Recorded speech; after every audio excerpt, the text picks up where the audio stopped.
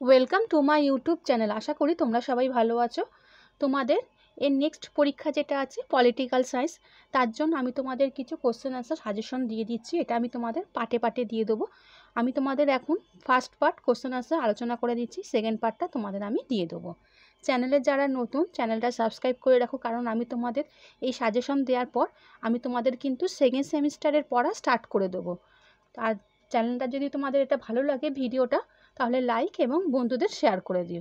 তাহলে বন্ধুরা আমি তোমাদের আরম্ভ করে দিচ্ছি আজকে ফার্স্ট পার্ট সাজেশনটা। দ্য পলিটিক্যাল সিস্টেম গ্রন্থের রচয়িতা ডেভিড হিস্টন। নেক্সট, রাষ্ট্রবিজ্ঞানের আচরণবাদী আন্দোলন কোন শতকের আন্দোলন? এটা হবে 20। কে উদারনীতিবাদী দৃষ্টিভঙ্গির আদি প্রবক্তা? এটা হবে লক। ব্যবহারিক রাজনীতি কি? সরকারের বিভিন্ন রূপ ও কার্যাবলীর আলোচনা দিক। নেক্সট, আল-লাথামের মতে রাজনীতি হলো এমন একটি যা ক্ষমতার কাঠামোর মাধ্যমে মূল্যের বণ্টন করতে সমর্থ। এটা হবে প্রক্রিয়া।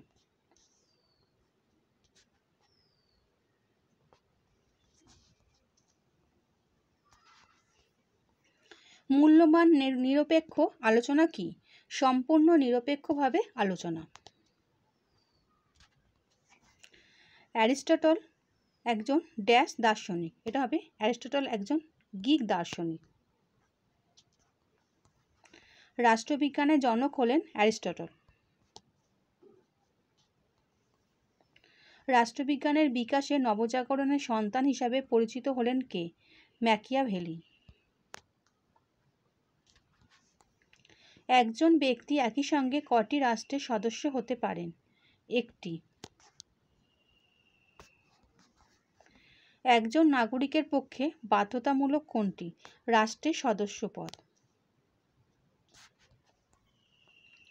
আধুনিক সামাজিক সৌধের শীর্ষবিন্দু হল রাষ্ট্র, একথা বলেছেন বোদা।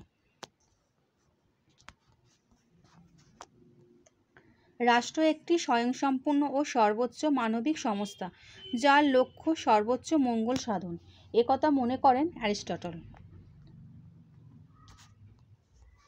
রাষ্ট্র হলো পৃথিবীতে ভগবানের পদক্ষেপ, কথাটি বলেছেন হেগেল।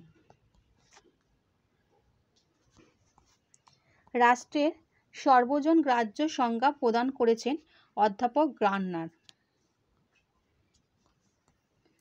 রাষ্ট্রের সার্বভৌমিকতা অভ্যন্তরীণ ক্ষেত্রে কিসের দ্বারা সীমাবদ্ধ? প্রথা, রীতিনীতি, জনমত প্রভৃতির দ্বারা। রাষ্ট্রের মস্তিষ্ক বলা হয় সরকারকে। আমি রাষ্ট্র কথাটি বলেছেন চতুর্দশ লুই।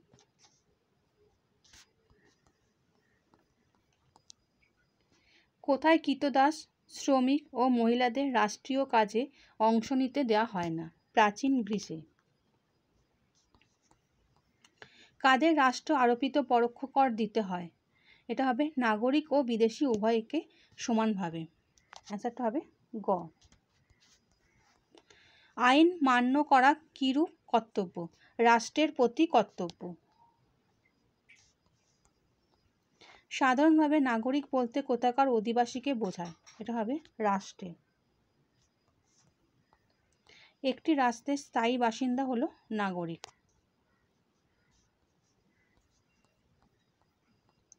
দ্বি নাগরিকতা বা দ্বৈত নাগরিকতা নীতি অনুষ্ঠিত হয়েছে মার্কিন যুক্তরাষ্ট্রে।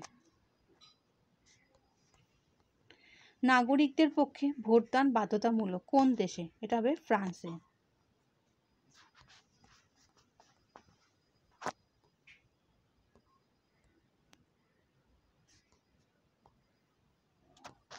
যে দেশে সাধারণত আইন পাশের পদ্ধতিতেই সংবিধান পরিবর্তন করা যায় তার নাম হলো গ্রেট ব্রিটেন। আইনসভার সার্বভৌমত্ব কোন সংবিধানে প্রতিষ্ঠিত থাকে? সুপরিবর্তনীয় সংবিধানে। সর্বাপেক্ষা প্রাচীন লিখিত সংবিধান হলো মার্কিন যুক্তরাষ্ট্রের সংবিধান। জরুরি অবস্থায় সবচেয়ে কার্যকরী সংবিধান হলো সুপরিবর্তনীয় সংবিধান। পৃথিবীতে সর্ববৃহৎ সংবিধানটি হলো ভারতের।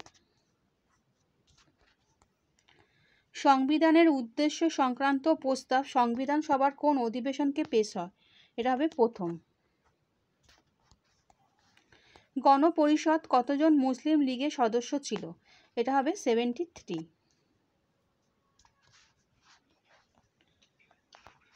আচ্ছা বন্ধুরা, আশা করি তোমরা আজকের কোশ্চেন আনসার বুঝতে পেরেছো। চ্যানেলের সঙ্গে যুক্ত থাকো। নেক্সট ভিডিওতে আমি তোমাদের পলিটিক্যাল সায়েন্সের সাজেশন সেকেন্ড পার্টটা আলোচনা করে দেবো। আর ভিডিওটা ভালো লাগলে বন্ধুদের শেয়ার করে দিও। আচ্ছা বন্ধুরা, ভালো থেকো।